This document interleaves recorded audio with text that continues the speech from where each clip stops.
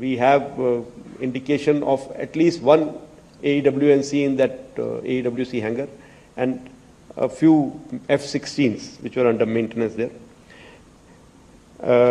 Apart from these, the SAGW systems, mostly from, I'm talking about fighter aircraft are from S-400. We have at least 5 fighters confirmed kills and 1 large aircraft, which could be either an Elint aircraft or an AEWNC aircraft, which was taken on at a distance of about 300 kilometers. This is the actually largest ever recorded